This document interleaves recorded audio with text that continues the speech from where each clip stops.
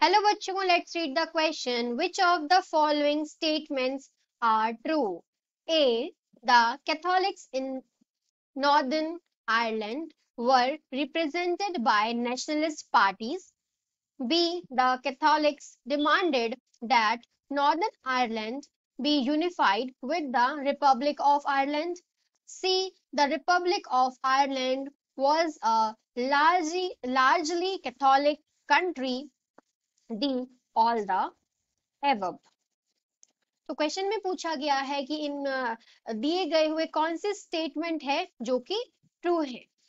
सबसे पहले समझते हैं हम ये कि United Kingdom has been for many years the site of violent. United Kingdom बहुत सालों से वायलेंट और and bitter ethnopolitical conflict.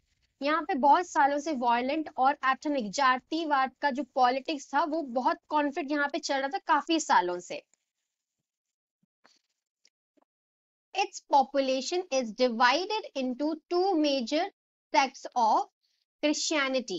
यहाँ की जो पॉपुलेशन थी वो दो मेजर सेक्ट्स में यानी दो भागों में बट गई थी क्रिश्चियनिटी की, जिसमें कि 53% जो हैं वो की प्रोटेस्टेंट्स थे, while 44% are Roman Catholics.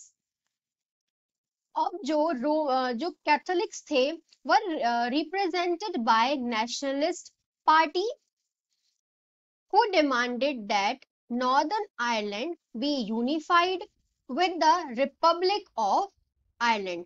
तो जो कैथोलिक्स थे वो रिप्रेजेंट करते थे नेशनलिस्ट पार्टीज को और डिमांड करते थे नॉर्दर्न आयरलैंड का यूनिफाइड होना. किसके साथ? रिपब्लिक ऑफ आयरलैंड के साथ. आ प्रीडोमिनेंटली कैथोलिक कंट्री, जो कि एक प्रीडोमिनेंटली कैथोलिक कंट्री थी. तो हमारा राइट ऑप्शन होगा D, all of the above. क्योंकि the Catholic in North Ireland were represented by nationalist party. हाँ, ये था, हमने अभी पढ़ा. The Catholic demanded that Northern Ireland be unified with the Republic of Ireland. हाँ, ये भी है.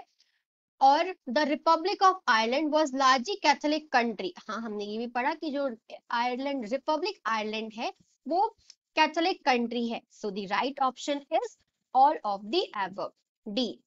Hope you understood it well. All the best.